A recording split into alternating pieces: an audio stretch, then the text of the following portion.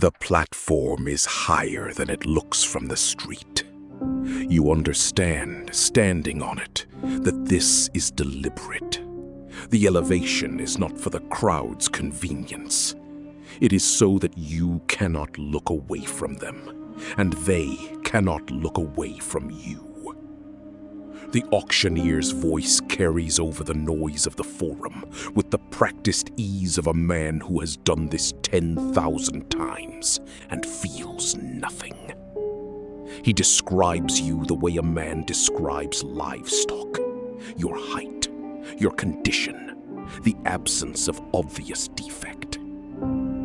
The crowd moves below like a single animal, faces turning up toward you with the mild curiosity of people at a market. Some of them are eating. The sun is very bright. You have been stripped to your waist, and your feet are bare on the hot stone. You are 30 years old, or close to it, and this is the worst thing that has ever happened to you. You are not sure yet whether it is the worst thing that will.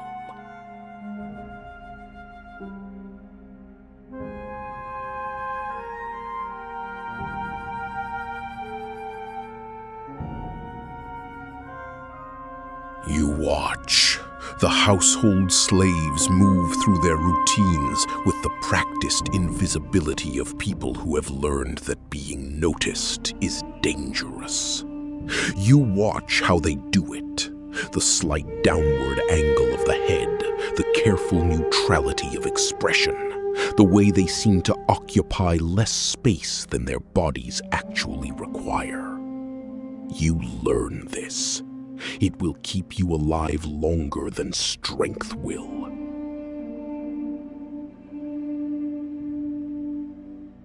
You were born into bondage, which means you were born already knowing what most men spend their lives pretending is not true. That freedom is not a natural state. It is a condition. It can be given and taken and bought and sold. You have watched it happen your whole life. The master who owned your mother was not cruel, which is its own kind of lesson. Cruelty is not required. The system does not need cruelty to function. It only needs indifference, and indifference is much easier to maintain. You learned to read from the master's daughter, who thought she was being kind. You learned to fight from the other slaves, who were being practical. You have been preparing for this moment, or a moment like it, since you were old enough to understand what you were. You step into the mud and claim the bread as yours. The overseer looks almost disappointed. He had wanted a reason. Without one, he moves on. Marcus does not thank you. He does not look at you. But that night, he shifts his blanket so that it covers part of your feet as well. It is not gratitude. It is something older and quieter than gratitude. It is the beginning of a debt. 3 nights after the bread, you fall into a fevered sleep and dream of a woman standing in the center of an empty arena. A crown of laurel, a wheel in one hand, a short bloodied sword in the other, her eyes bound with black cloth. Fortuna. She turns the wheel, and you hear the screams of men rising and falling as they pass on the rim. Then she stops it and tilts her head toward you, as though the blindfold is no obstacle at all. You will bleed on the sand, she says, and her voice carries to the empty tears. The only question is whether you bleed for them or for yourself. You wake in the dark of the barracks, soaked through despite the cold, the smell of iron in your shadows. You lie still in the dark and let the certainty settle into your bones. The gods have spoken, and you have heard them. Not with your ears, with something older, something that does not have a name in any language you know. The wheel, the blindfold, the sword still wet. You will fight. You will survive. You do not know how you know this, but you know it the way you know your own heartbeat.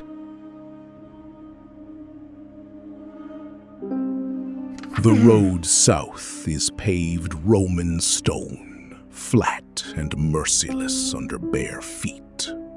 The chain gang moves at the pace of its slowest member, which means the guards are always angry at someone. You learn quickly that the safest position in the column is neither front nor back. The front gets the guards' attention, the back gets their frustration. The middle is where you survive. You move to the middle. You watch the men around you. You begin to understand which ones will last and which ones will not. And you begin to understand that the difference is not strength. It is something harder to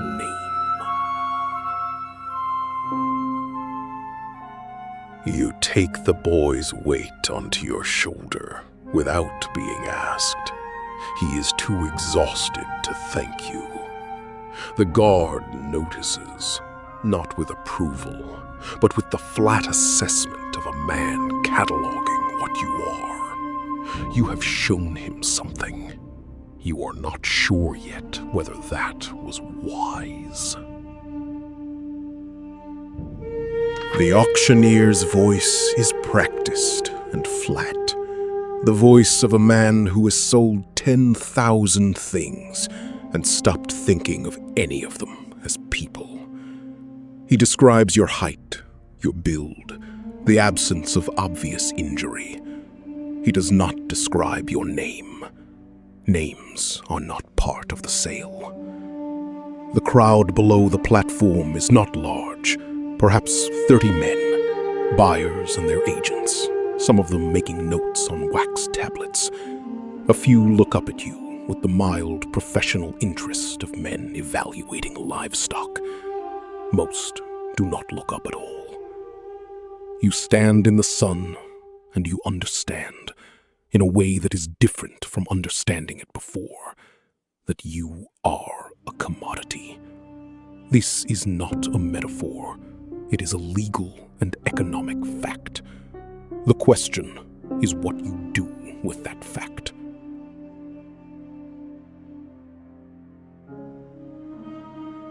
You fix it in your memory, with the precision of a man who knows he will need this later. The smell of the crowd, the weight of the chain on your wrists, the sound of the bidding, the face of the man who bought you. You do not know yet what you will do with this memory, but you know that the men who survive this place are the ones who remember everything, and you intend to survive. You have been watching the guards for 3 days. Not obviously. Obviously is how you get moved to a more secure cell, or worse.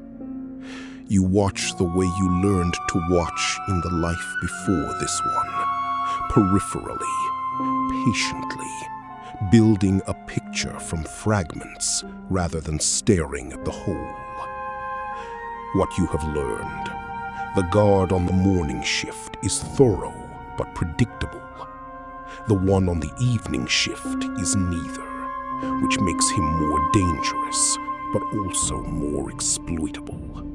Unpredictable men have patterns too. They are just harder to read. The night shift guard has a bad knee that he favors on the left side, which affects his speed on turns. None of this is useful yet. All of it will be. You study the other captives. The large man with the Gallic tattoos, who has clearly done this before. His eyes are calm, which is either wisdom or the absence of hope, and you are not sure which. The young one, who is trying not to cry, who will either harden or break in the first month. The older man, who moves like a soldier, who is counting the guards the same way you are. You file them all away. Some of them will be useful. Some of them will be dangerous. You intend to know which is which before it matters.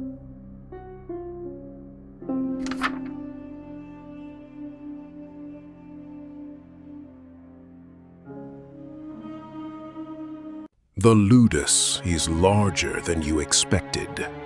The training ground alone could hold 200 men, and the walls around it are high enough that you cannot see the city beyond them, which you suspect is deliberate.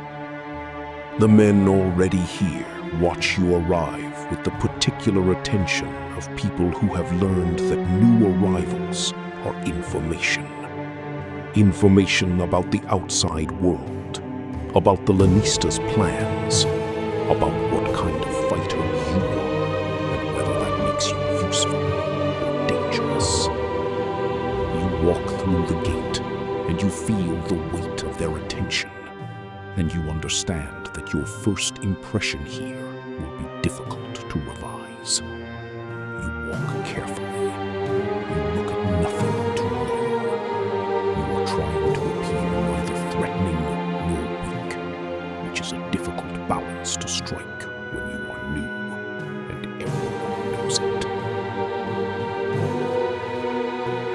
You move at once, eyes down, with the practiced economy of someone who learned long ago that hesitation invites the whip. The Doctore barely looks at you as he passes. Good, he grunts, tapping his staff against his palm. It is the first word anyone has spoken to you that was not a command.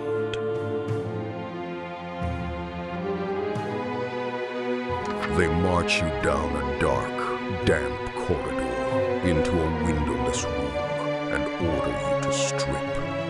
Everything you carried from the life before, every scrap of cloth, every small reminder of who you were, goes onto the courtyard fire. Attendants scrub you with lye soap and cold water and do not speak.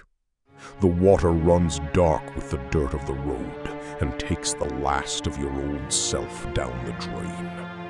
The guards lean against the walls and watch, bored, prodding a slow man along with the butt of a spear. You are naked and counted now, property in the ledger, or a contracted fighter in the law, depending on how you came here. The distinction matters to you. It does not matter to the men holding the records.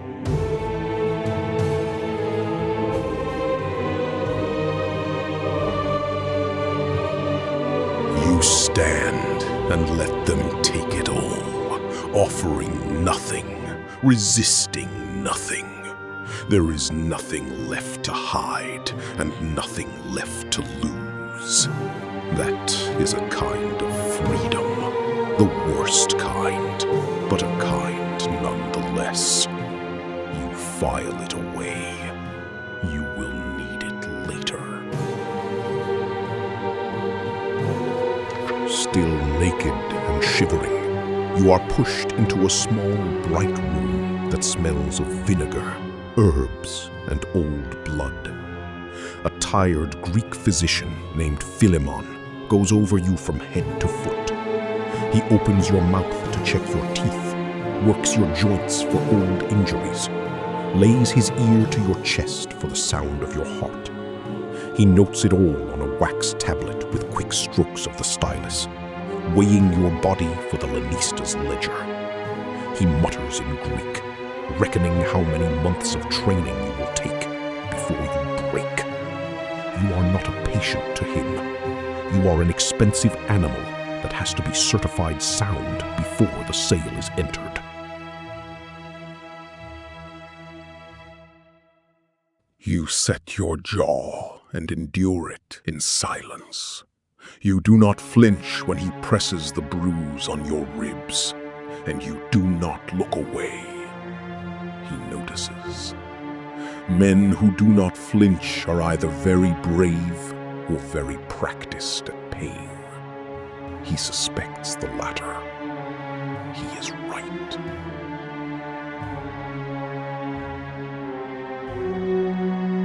The air is thick with the acrid scent of burning metal and charred flesh.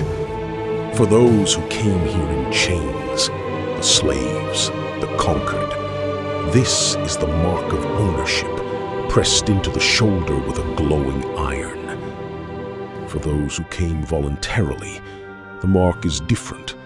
A wax seal on a contract, a notary's stamp, the cold bureaucracy of a free man's choice. But the result is the same.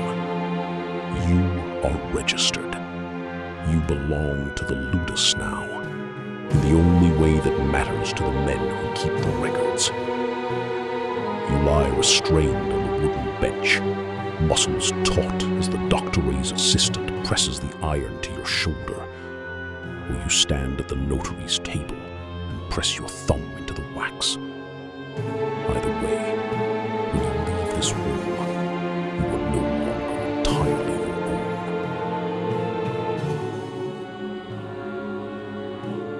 Your voice rings out, not a scream, but something harder. A shout of defiance that says, I am still here. I am still a person. You have not unmade me. The guards look at each other. The Lanista does not look away. Remember that sound, he tells the room. That is what survival sounds like. The food in the Ludus is better than you expected, and worse than you hoped. Barley porridge, dried figs, olive oil, occasionally meat when a fight has gone well and Varro is in a generous mood. The gladiators eat in a long room with stone benches and a low ceiling that traps the smell of bodies and cooking. You take your bowl and find a place at the end of a bench and eat without looking up. This is the first rule you learned. Don't look up until you understand the hierarchy. The hierarchy in a Ludus is not complicated, but it is absolute. At the top are the veterans, the men with records, with patrons, with the particular authority that comes from having survived something that kills most people. Below them are the fighters with promise. Below them are the new recruits, which is what you are. Below you, in theory, is no one. In practice, there is always someone below you, and the distance between you and them is the distance between safety and danger. You eat your porridge and try to figure out where you are in this map. You break off a piece and offer it without ceremony. The man looks at it, then at you, then takes it. No words.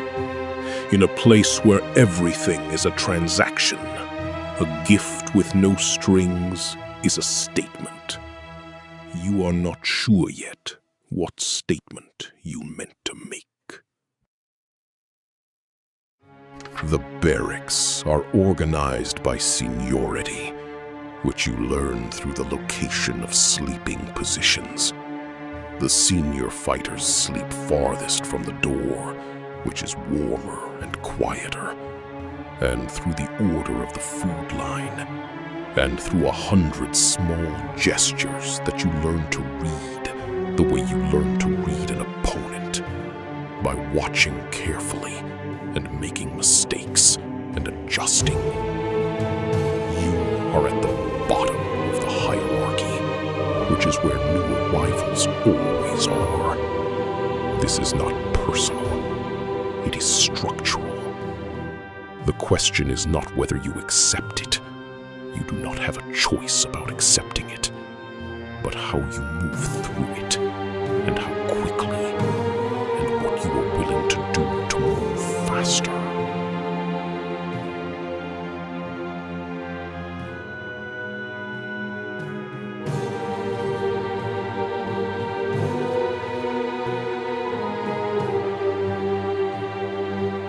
You weigh it and find the answer plain.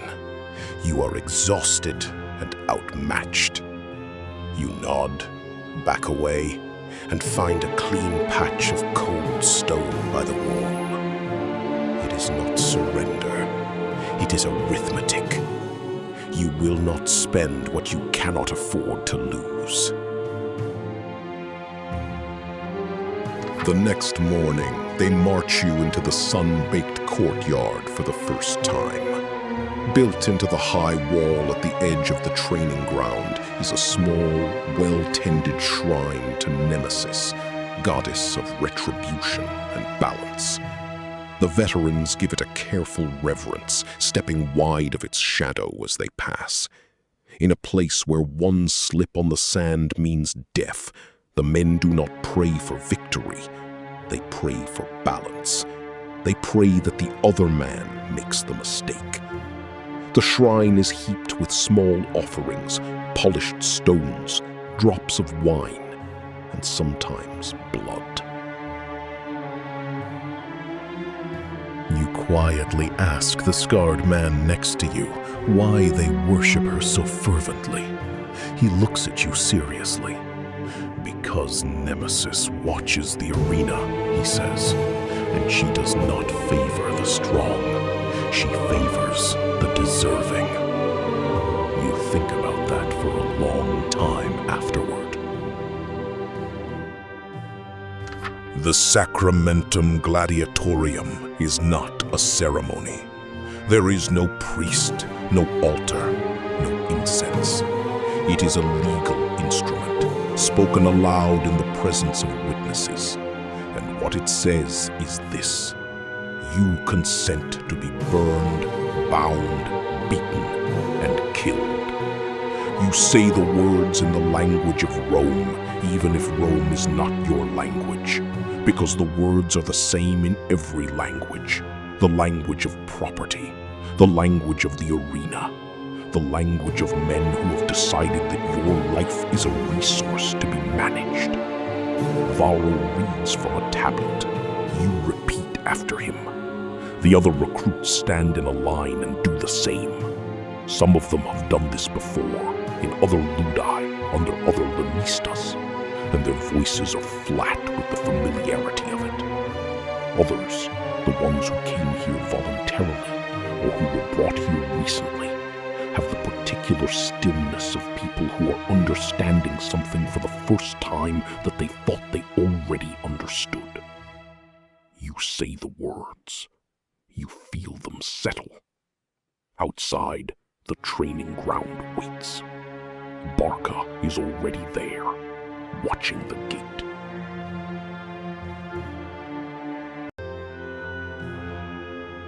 You speak the words clearly, your voice steady, your eyes on the Lenistas.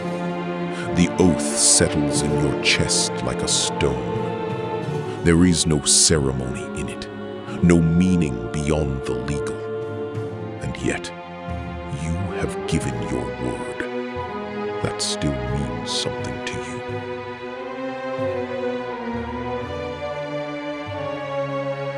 The first night watch rotation falls to the new arrivals, which is tradition, not cruelty exactly, but a reminder of where you stand in the order of things. You walk the inner perimeter of the compound in the hour before dawn. in the particular silence of a place that holds 43 people and is currently pretending to be empty. The torches along the wall burn low. The city beyond the walls makes its nighttime sounds, distant, continuous, indifferent.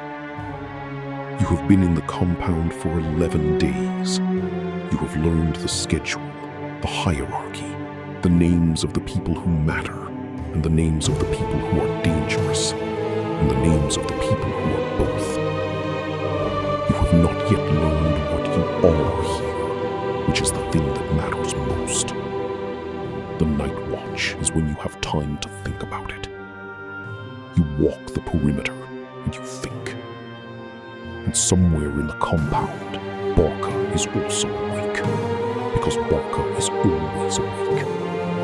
And you have the specific feeling of being observed by someone who has not yet decided what they are observing.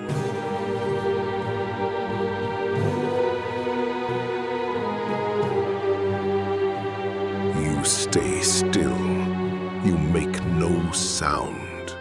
You become part of the dark, part of the silence, part of the background of this place. You watch, and you listen, and you learn. This is how you have always survived, by becoming invisible until you are ready to be seen.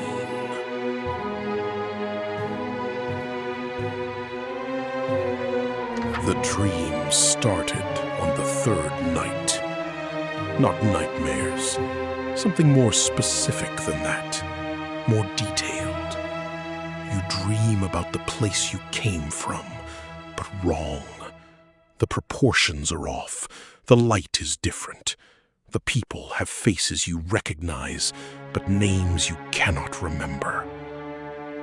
You wake in the dark of the barracks with the specific disorientation of a person who has been somewhere else and has returned to find that here is still here. The barracks smells of 40 men and old straw, and the particular sourness of bodies that work hard and sleep poorly. You lie on your mat, and you wait for your heart to slow down, and you think about what the dream means, if it means anything, if meaning is a thing you can afford to look for in a place like this. Barca is 3 mats away. You cannot tell if he is asleep. You have learned that you cannot usually tell.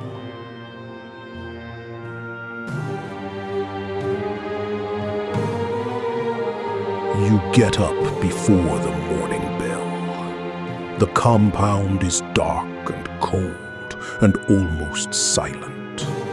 You find a corner of the training yard and you move. Not drills, not technique, just movement. Your body remembers things your mind is still trying to forget.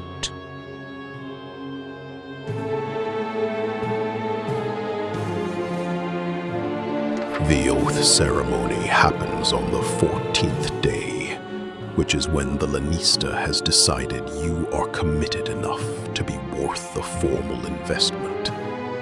You stand in a line in the training yard at midday, when the sun is directly overhead and the shadows are at their shortest, and the Doctore reads the words of the Sacramentum Gladiatorium in the flat voice of a fighter who has read them many times and has stopped hearing them. You repeat the words. You swear to endure burning, binding, beating, and death by the sword. The words are old and specific, and they mean exactly what they say. The man beside you is shaking slightly. You are not shaking, which either means you are braver than him, or you have not yet fully understood what you have just sworn. You are not certain which it is. The ceremony takes 11 minutes.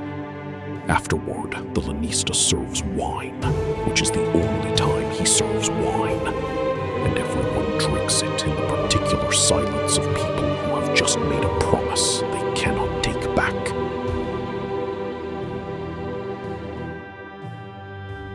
You speak the ancient words of the gladiatorial oath. They bind you in ways Roman law takes seriously. You say them clearly, meaning them in the only way that matters. You will do what you have sworn to do. The hierarchy of the barracks is not posted anywhere. It does not need to be. It is written in the way men move around each other, in who gets the better sleeping position, in who eats first, in the particular quality of silence that falls when certain men speak.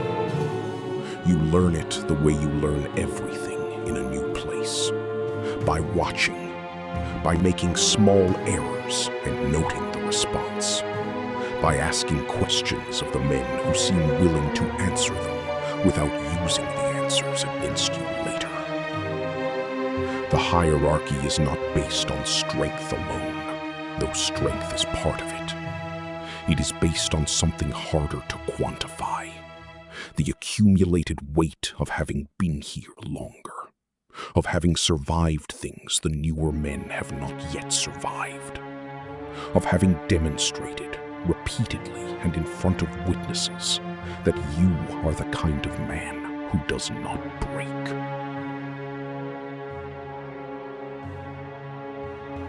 You assert dominance early. The largest man in the group, a Gaul with arms like bridge timbers, looks at you with the flat assessment of someone deciding whether you are serious. You hold his gaze. He looks away first. It costs him something. You file that away. The Doctore is not what you expected. You expected someone who looked like what he does, which is to say, someone who looked like a weapon. What you find is a man of middle age, with a fighter's body gone slightly to weight, and the eyes of someone who has been watching men die for long enough that he has developed a professional relationship with the fact of it. He looks at you the way a craftsman looks at raw material, not with contempt, not with enthusiasm, but with the particular focused attention of someone trying to determine what you are good for. He does not introduce himself. He does not explain the rules. He watches you for a moment. Then he says, "Show me your hands." You show him your hands. He looks at them for a long time. Then he nods once and walks away. You do not know what he saw.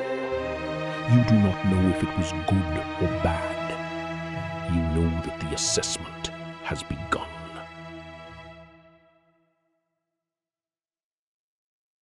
You speak back. The words are out before you can stop them, and the room goes very quiet. The Doctore's eyes do not change. That is the frightening part. He does not get angry. He simply looks at you the way a man looks at a problem he has already solved. "Good," he says. "Remember that feeling. You will need it."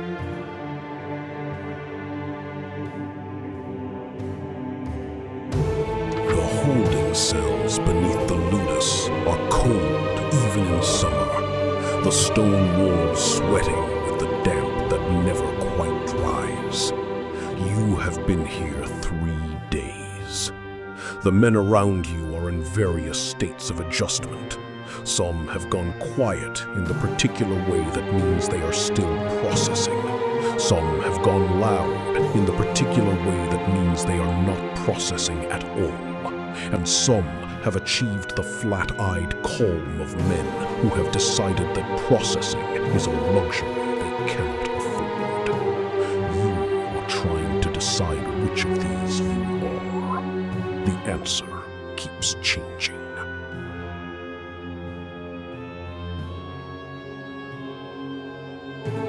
call out.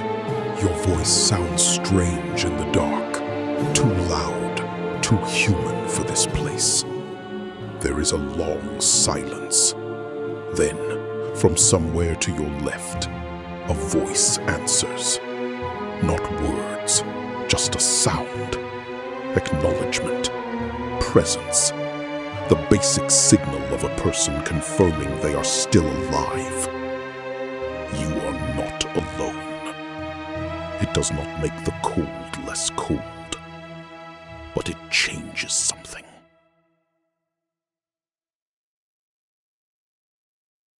The Doctore's voice booms through the training yard, laced with scorn and command. He rails against weakness, laziness, and the luxury of sentiment. You feel his gaze like a hammer, breaking down any flicker of softness in your eyes. The others shift uneasily, some lowering their heads, others bristling with resentment. His tirade is a brutal lesson on what it means to survive here. Strength above all, pain embraced as a tool, and loyalty only to the Ludus. The words are not wrong. That is the part that stings. You file away the parts that are useful, and let the rest wash past you.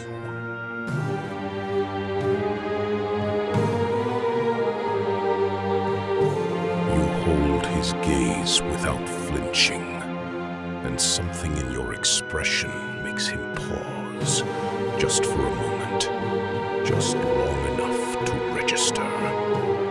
He does not back down, but he sees you. That is enough for now. Dawn comes cold and gray, and they rouse you from thin sleep. Metal and shouted orders begin the sharpening. You line up with the others for the work that is meant to burn the weakness out of a man. Strike, block, dodge, again, until the body stops asking the mind for permission. The Doctore misses nothing and corrects with his staff. It is hard work, and it has no mercy in it. And somewhere under the exhaustion, a rhythm forms, the beginning of something that moves on its own. By the time the sun is high, the pain has become familiar, the kind a man learns to carry, because here it is the price of staying alive.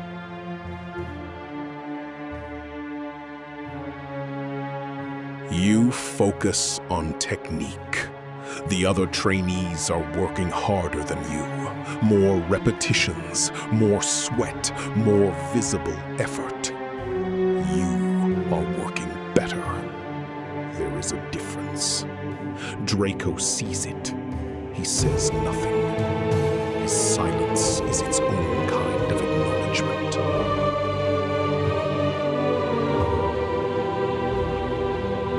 Barca finds you at the water trough in the hour before the morning drill, which is the only hour in the compound schedule that belongs to no one. He does not introduce himself.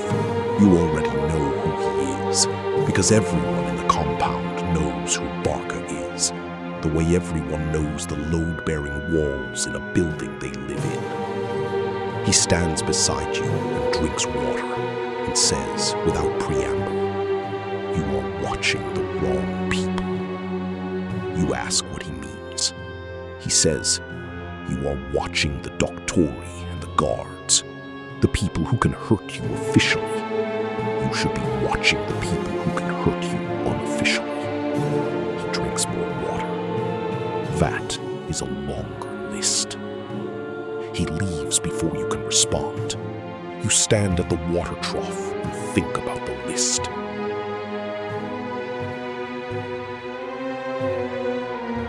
You spend the rest of the morning watching the people Barca indicated. Not the Doctore, not the guards, but the 3 senior fighters who control the flow of the yard. By midday, You have mapped the invisible lines. You do not cross any of them. Not yet.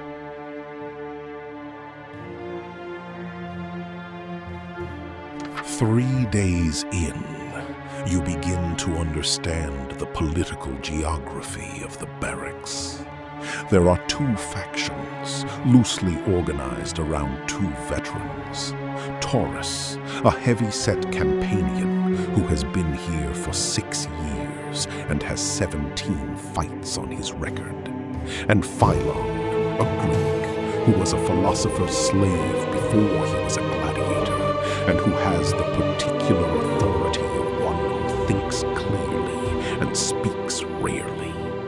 They are not enemies. The relationship is more complicated than that. A kind of professional respect that contains somewhere inside it a disagreement about something fundamental that neither of them has articulated directly. The new recruits are expected to align, not immediately, not formally, but in the small daily choices of who you eat near, who you train beside, whose advice you ask. You have been watching both men for 3 days. You have formed opinions. The question is what to do with them.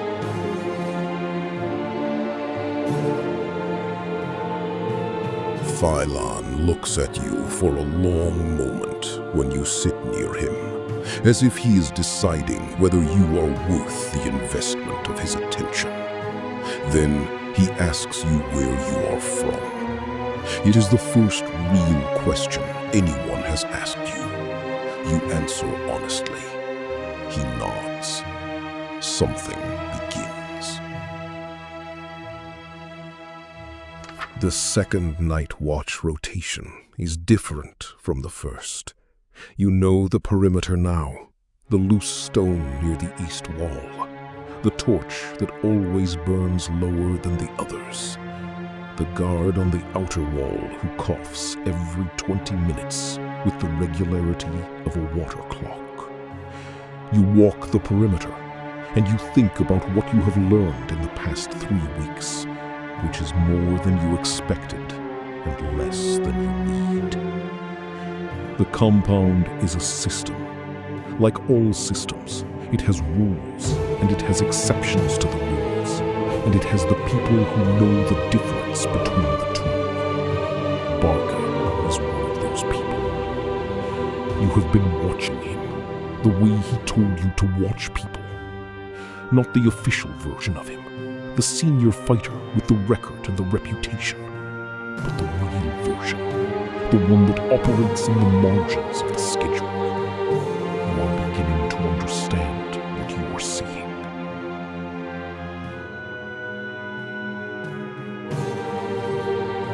You train alone in the dark.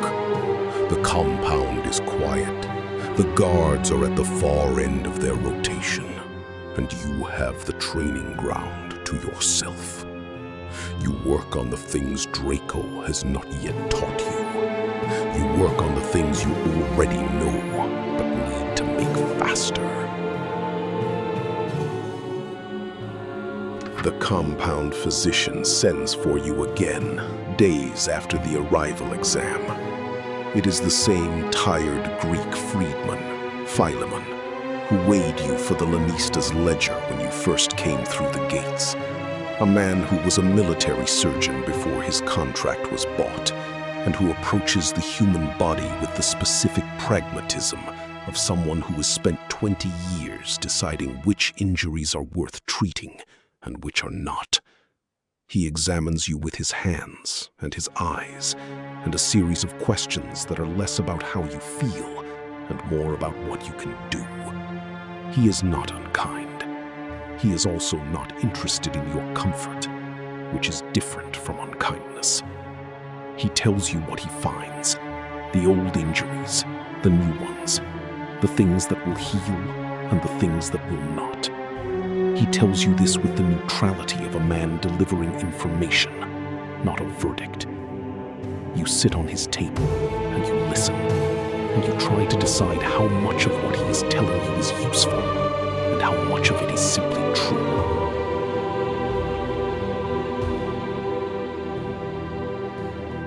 You tell him the truth about the wound, where it is, how it happened, how long it has been like this.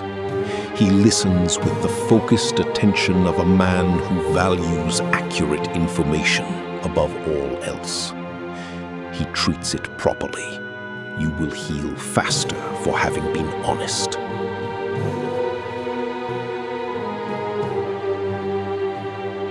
A letter arrives on the 22nd day. The guard hands it to you without ceremony. Letters in the compound are not private, which everyone knows. Which means the person who wrote it also knew. Which means what they wrote is the version of the truth they are willing to have read by strangers. You take the letter to the corner of the training yard and you read it in the hour before the afternoon drill. It says what it says. You read it twice. The second time you are reading not for the content, but for what is not there. The things they did not write, the questions they did not ask, the silences that tell you more than the words. You fold it and put it inside your tunic, and you think about what to do with what you have just learned. You memorize the list, every name, every location, every detail. And then you destroy the letter. The information is safer in your head than on paper. You do not know yet what you will do with it, but you will know when the time comes.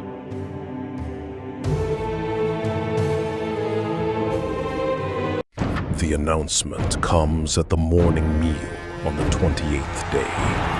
The Doctore reads the names from a list without inflection. 6 fighters, 3 bouts, the Festival of Series in 4 days. Your name is on the list. You knew it was coming. Everyone knows it is coming. It is the whole point of the compound. But knowing a thing and hearing your name read aloud among the men who will fight in 4 days are not the same. You eat your meal. You do not taste it. Around you, the other fighters are reacting in the ways that fighters react to this news. Some are quiet. Some are louder than usual. Some are eating with the specific focus of people who have decided that the body needs fuel and that feelings are a secondary concern. Barker is watching you from across the room. You meet his eyes. He nods once, which could mean many things, and you decide it means the thing you need it to mean.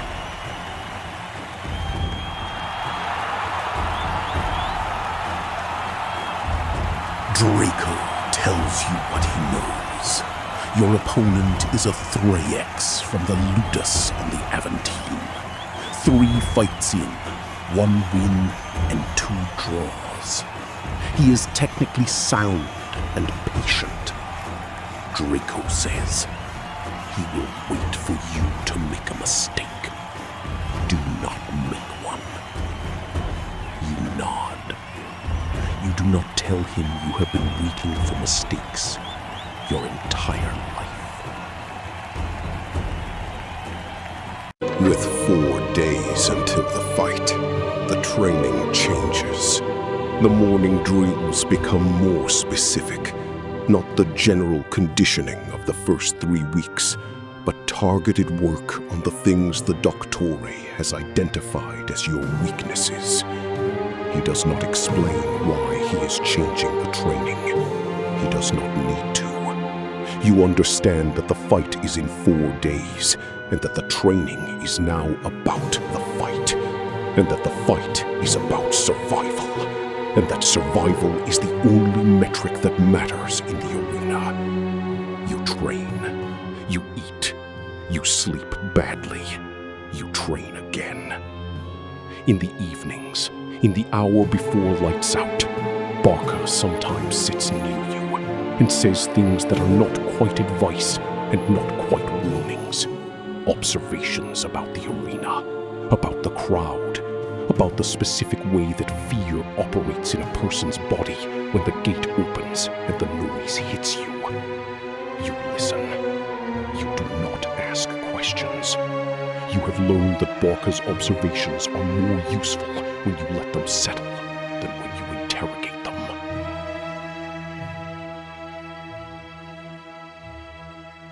You focus on reading your opponent. Every fighter has patterns. The way they breathe before a strike, the way their weight shifts before they move. You spend the week learning to see those patterns. In the arena, the man who sees first lives longest.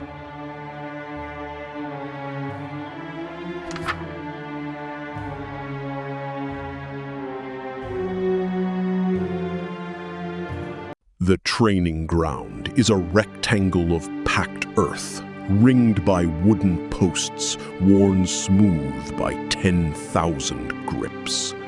You arrive before dawn, as instructed. The other recruits are already there. A Gaul with a shaved head, a Numidian whose left ear is half missing, 2 Italians who might be brothers. None of them speak. The Doctore walks the line without greeting anyone, his staff resting across his shoulders. He stops in front of you for a long moment, studying the way you hold your body, the way your weight sits on your feet. You've been in a fight before, he says. It isn't a question. He hands you a wooden sword that weighs twice what you expected and points at a post. Show me what you know. The others watch. You raise the Ludus and feel the old muscle memory stir. Whatever you were before this place, you were not entirely soft. But the Doctore's arms are folded, and his eyes are measuring every flaw. You let the burning rage take over and swing wildly, throwing absolutely everything you have into a desperate two-handed attack aimed at his head. He steps aside with contemptuous practiced ease and crushes your lower ribs with a brutal backhand swing of his heavy staff. You drop instantly to the sand, unable to breathe, and spend the entire night coughing up blood in the dark barracks. But the other recruits look at you with a strange mixture of deep fear and quiet respect. You are either incredibly brave or completely stupid, and in the Ludus, the difference is entirely academic.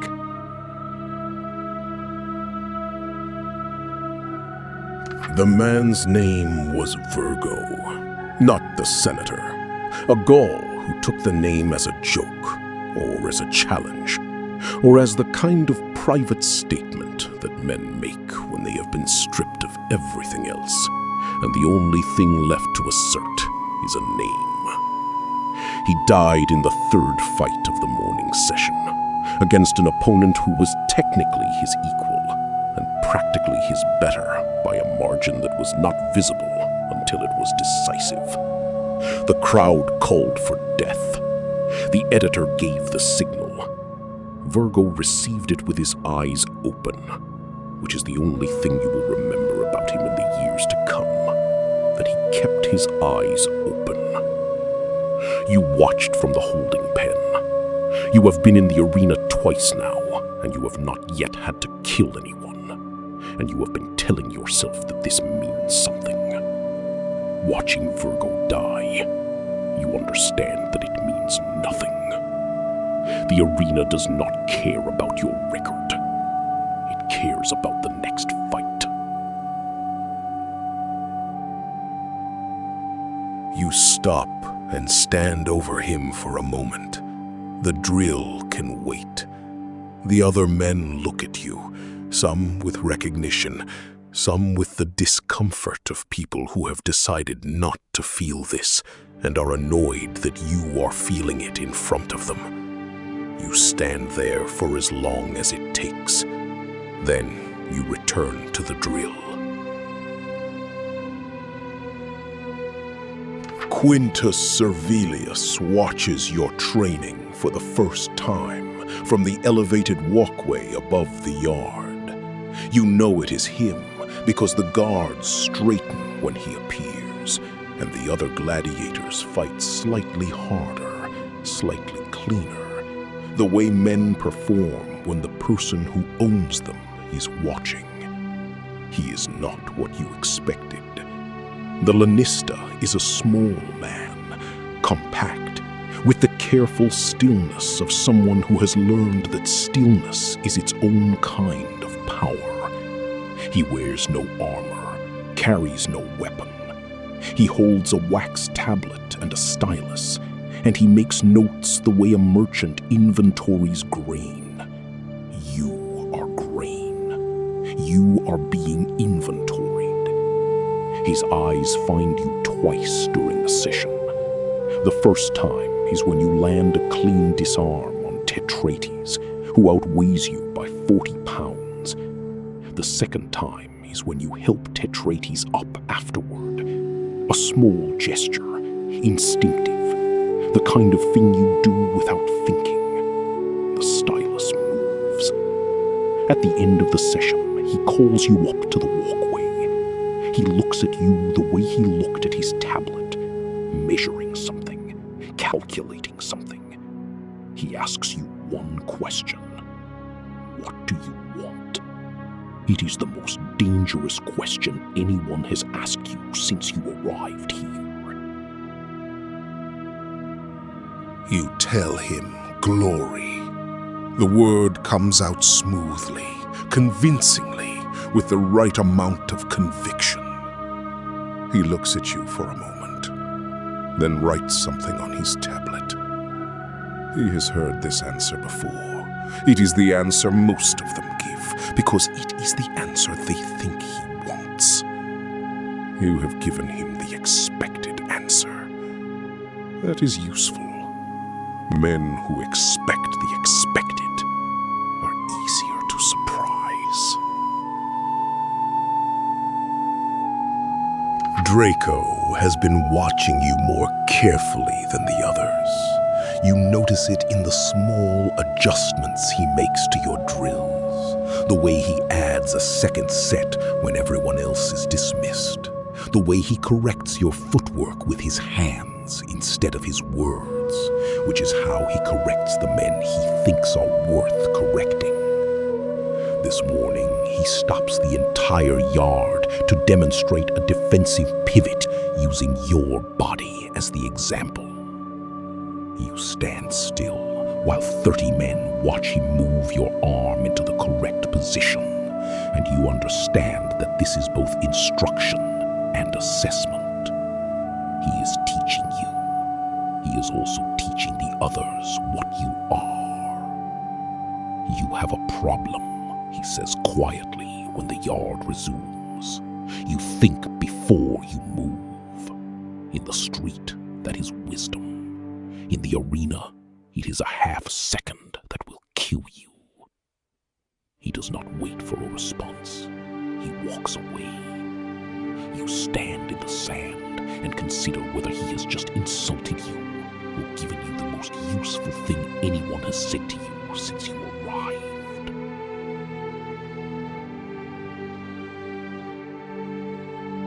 You perform for the notes. Give him the footwork he has been correcting, the guard he has been building, the commitment he has been demanding. He watches and writes. You do not know what he is writing.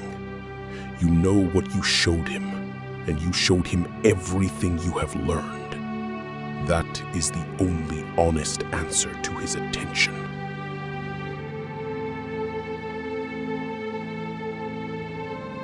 There is a gladiator named Titus who has been here 6 months.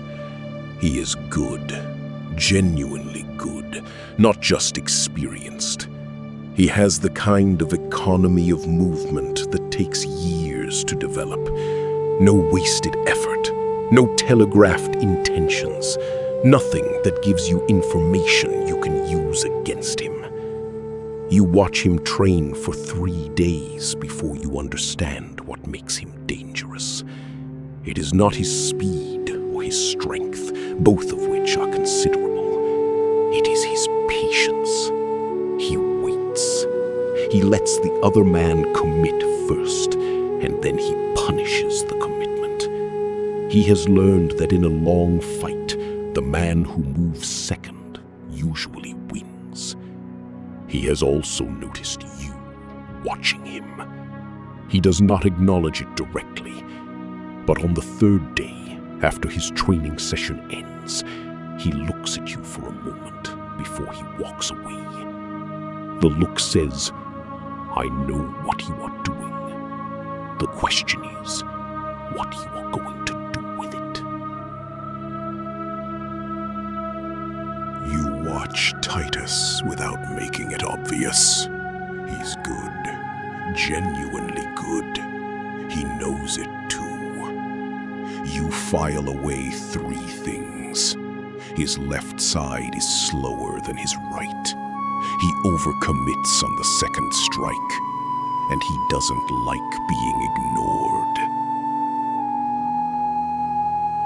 It is not Titus who approaches you that evening. It is Cato, older, quieter, someone you have been aware of for weeks without quite knowing why. The scar runs from his left ear to the corner of his mouth, an old wound, long healed, that has settled into the face the way old wounds do, becoming part of the geography rather than a mark on it. You have been looking at it for weeks without asking, because in this place you learn quickly that asking about scars is asking about history, and history is private. Cato tells you anyway one evening without being asked, the way men tell things they have been carrying for too long, not because they have decided to trust you, but because the weight has become greater than the caution. The story is not what you expected. It is worse, and also more ordinary, which is its own kind of horror. When he is finished, he looks at you with the expression of someone who has just handed you something fragile and is waiting to see whether you will drop it. He tells you what his scar taught him, that speed is more important than strength, that the first strike is rarely the one that matters, and that the man who is afraid of being hit is already half beaten before the fight begins. You listen to all of it. Then you ask him what the scar cost him. He is quiet for a moment. "Everything I thought I knew about myself," he says. You understand that answer completely.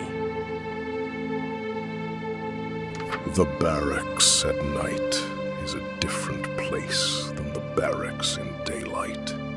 In daylight, it is a training facility, a business, a machine for producing fighters.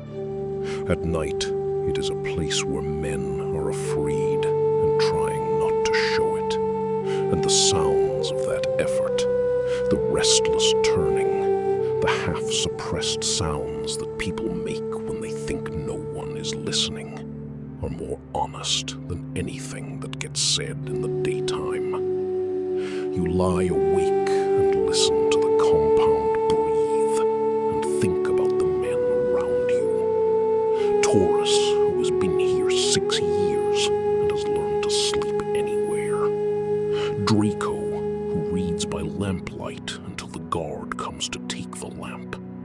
Hanno, who prays in a language you don't recognize, quietly, facing a direction that is not Rome. You think about what each of them is carrying, and what you are carrying, and whether the weight is something you can put down.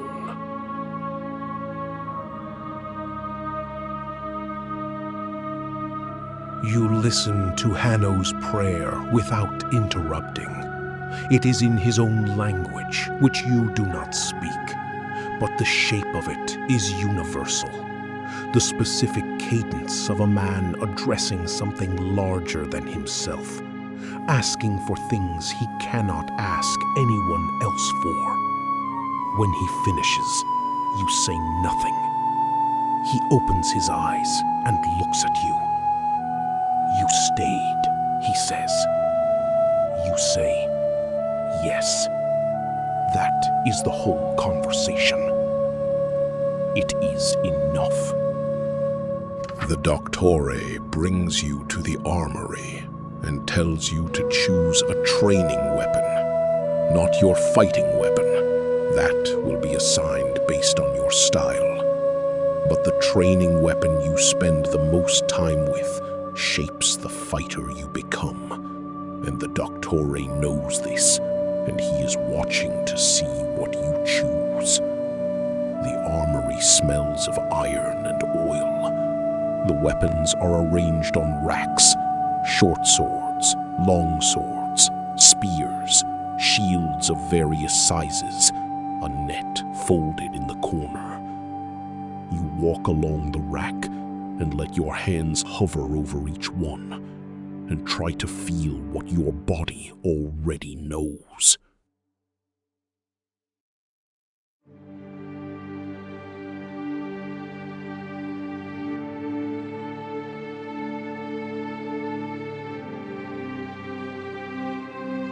You choose the Gladius. It is Rome's weapon, the weapon of the legions, and it suits the Murmilo's geometry. Short, direct, used behind the wall of the scutum. The Doctore watches you work the drill and says nothing for a long time. Then, good.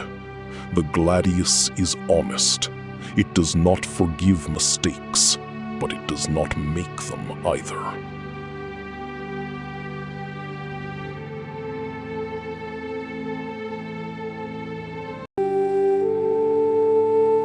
It happens during a sparring session in the 3rd week. Your partner, a Thracian named Milo, who has been here longer than you, gets through your guard with a wooden sword that catches you across the cheekbone. It's not a serious injury. Philemon cleans it and says it will heal. But it leaves a mark, a thin white line that you can feel with your fingers when you press the skin. The Doctore looks at it the next morning and says, "Good." You look at him. The first scar is the hardest, he says. After that, you know you can take a hit and keep going. The scar is proof. You think about what it means to carry proof of something on your body, visible to anyone who looks.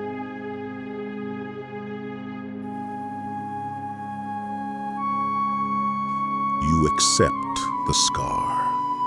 The Doctore looks at the wound and says, "That's proof you survived." You look at it.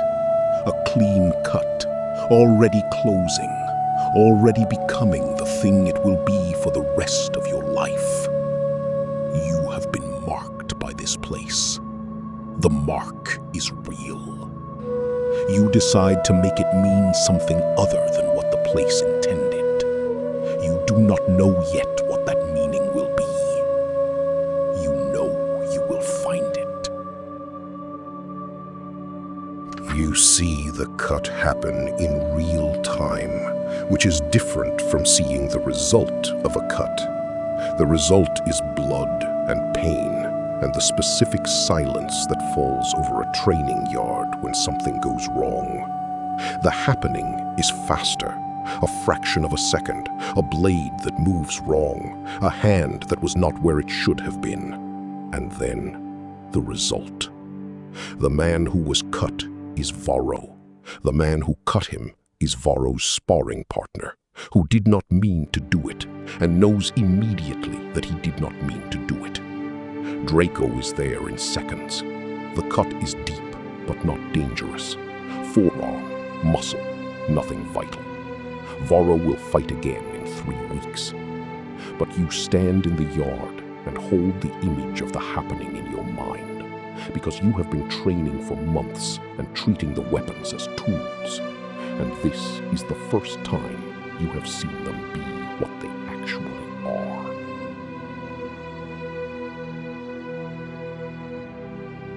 You watch and you remember the larger man's name, the smaller man's name, the specific dynamic between them, the way the guards responded or didn't. You are building a map of this place's violence.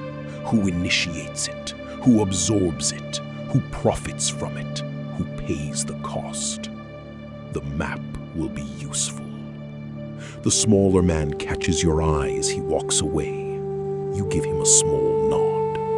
He nods back. That exchange cost nothing and may be worth something.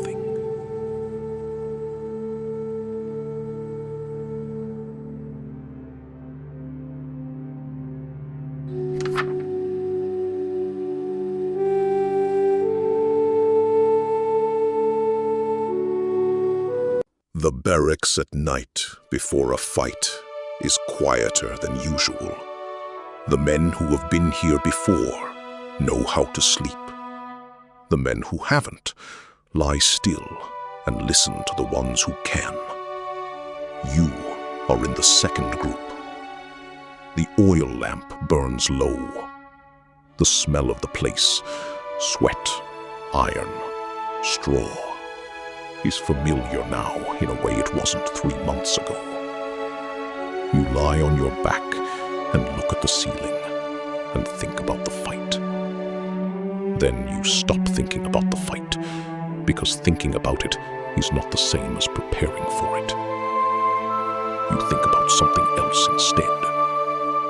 The ceiling. The sound of someone breathing in the dark. The question of whether you will sleep at all.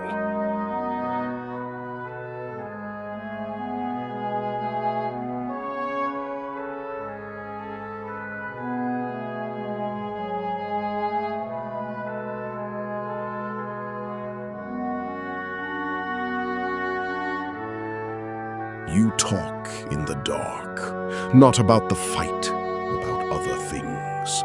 He tells you about a village in Gaul. You tell him something true that you have not told anyone. By the time you run out of words, the worst of the night has passed.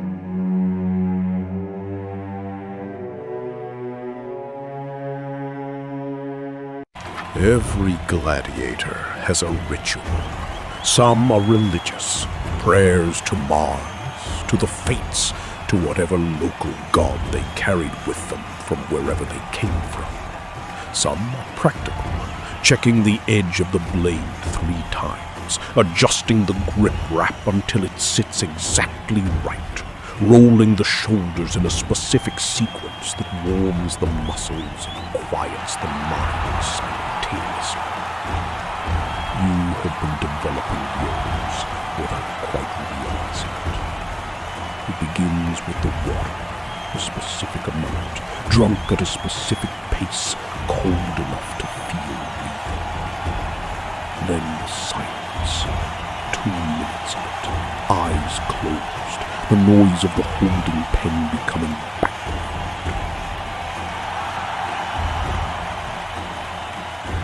You check your equipment one more time, methodically, starting with the helmet and working down. The chin strap, the visor, the shoulder guard, the arm wrapping, the greave, the sandal strap. Everything is as it should be. You already knew it was, but the checking is not about finding problems. It is about occupying your hands and your attention with something concrete, while fear does what fear does. By the time you finish the check, the fear has settled into something you can use.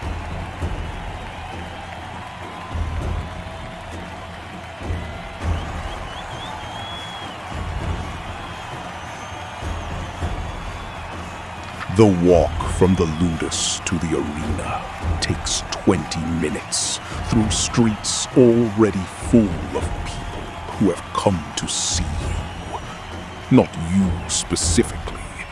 They don't know your name yet. They have come to see the event, and you are part of the event, which is a different thing from being a person. You walk in a line with the other fighters, some chained at the wrist. You walk free, but closely watched. Procedure, not punishment.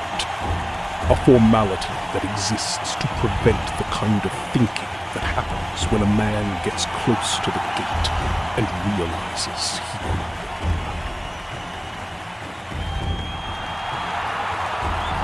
You focus inward. You run through your training. Not the specific techniques, but the principles behind them. The logic of the system Draco has been building in your body. By the time you reach the arena gates, the city has disappeared. There is only the training, and the fight that the training has prepared you for. You step through the gates ready.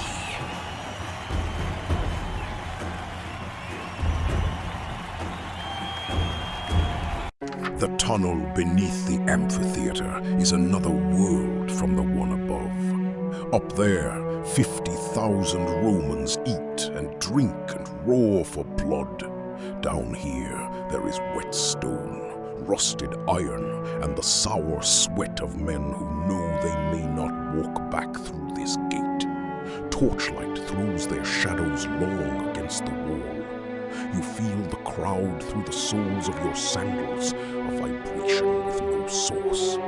The gate guard leans on the portcullis lever and picks his teeth with a sliver of bone. He has watched 1,000 men go through this gate and does not look at you.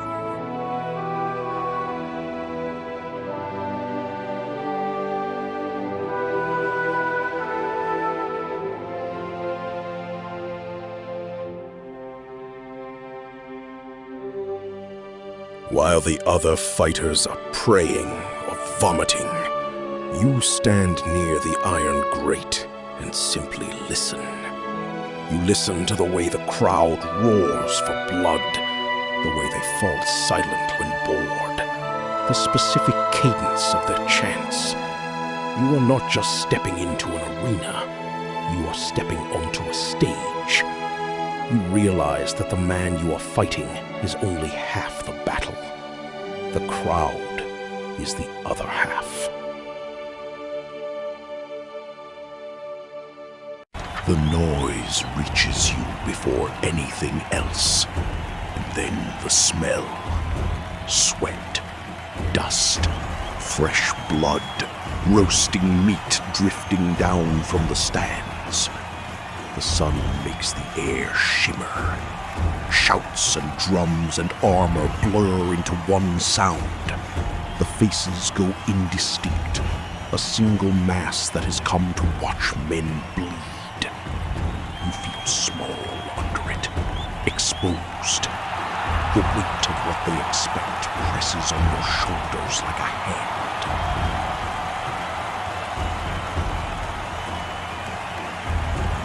Let it in.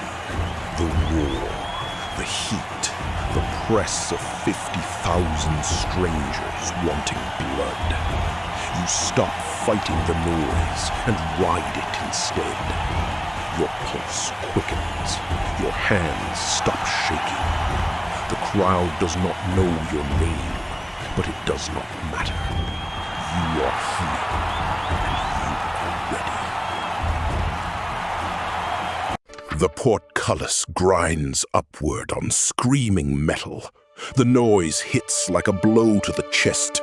50,000 voices pressed into one sound you feel in your teeth. You step out of the shadow into white afternoon light. The sand is pale gold, raked smooth, with a few dark stains near the center the rake could not lift. The tears rise on every side until the people blur into a single moving mass.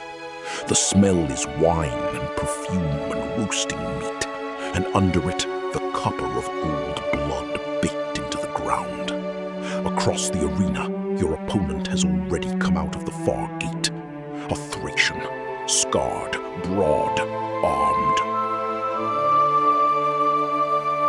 You raise your gladius high into the air and bellow at the top of your lungs at the massive crowd. They immediately roar back, hungry for the spectacle. For one brief, incredibly intoxicating moment, 50,000 people are screaming directly at you.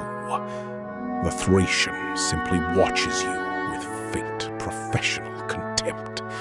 He has seen eager young men do this before, and he has killed most of them. There is a moment in every fight. Not every fight, but the good ones. The ones that the crowd will talk about afterward. When the crowd stops being an audience and becomes something else. You feel it before you hear it. A change in the quality of the noise. A shift from the general roar to something more focused, more present. The sound of 30,000 people paying attention to the same thing at the same time. Today, that moment happens when you do something that you did not plan to do.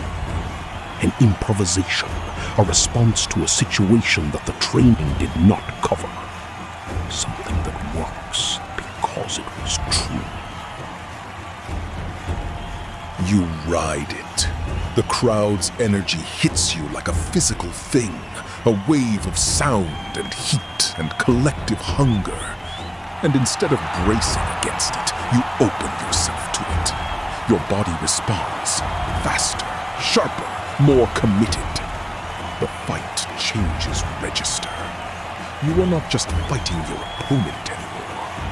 You are performing for 40,000 people. And the performance and the fighting have become the same thing. You win the fight. You are not sure yet what you have traded for the win. The fight has run several minutes. Both of you are soaked through, chests heaving in the heat. He is bleeding from a cut above his eye that you gave him in the third exchange. You are bleeding from a cut on your forearm that he gave you in the fifth. The crowd has been watching a contest. Now they are watching something else. Two men who have run out of strategy and are down to will. The turning point is here. You can feel it the way you can feel a change in weather. Not see it yet, but know it is coming.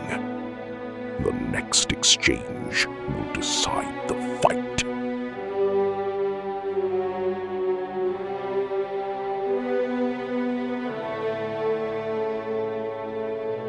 You step smoothly inside his overextended, off-balance arm and drive your gladius directly into his exposed side, slipping the blade neatly between the lower ribs.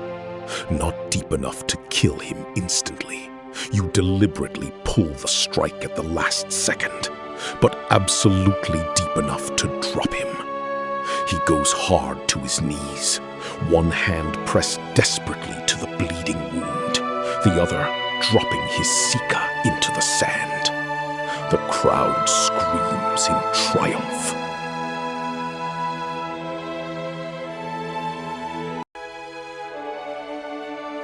The Thracian is on his knees. His sword is in the sand 3 feet away. His shield arm is useless, the shoulder dislocated from the fall. He is breathing. He is looking at you. He has raised one finger, the old signal, the plea for mercy. The crowd is split, half calling for the kill, half calling for missio. The editor's box is watching you. The lanista is watching you. Barca is watching you. The decision is yours. You have perhaps 10 seconds before the crowd makes it for you. You look at the editor. He looks at the crowd. The crowd is calling for blood. He turns his thumb down. You drive the Gladius into the sand beside the Thracian's hand, close enough to feel the wind of it, and step back. The crowd erupts in confusion, then in something louder than approval. The editor's mouth tightens. He did not give that order. You did not ask for it. The Thracian lives. You will pay for this later. You do not care. You sit alone in the washroom beneath the arena, scrubbing dried blood and sweat from your body with a rough sponge and cold water. Your muscles ache with a fatigue you have not felt before. The lanista walks in quietly, carrying a small leather pouch that clinks heavily with coins. He looks at you with a strange new expression, not exactly respect, but definitely something resembling professional appreciation. He tosses a single heavy silver denarius onto the wooden bench beside you. Your cut of the winnings, he says flatly. Don't spend it all on cheap wine and whores tonight. You fight again in 3 weeks. You pick up the heavy silver coin, its weight a tangible proof of your victory and survival. It is the first money you have held in months, earned by muscle, sweat, and the sharp edge of your will. Blood and dirt cling to its surface, stains of the brutal dance you just endured, but it is yours. The coin's cold metal bites into your palm, a reminder that every triumph is paid for in pain. As the crowd's roar fades into the distance, a hollow ache settles in your chest. This is not just a prize, it is a chain forged on you, binding you to the arena's relentless demands and the fragile hope of one day buying your freedom. The fight is over. You are standing. The crowd is making its noise, approval mostly, with the particular edge that means they wanted more, but will accept this. Barca is waiting at the gate. He looks at you with the flat, evaluating gaze and says, "You made 3 mistakes." He tells you what they were. You listen. The battle heat is still moving through you, and it makes everything slightly unreal.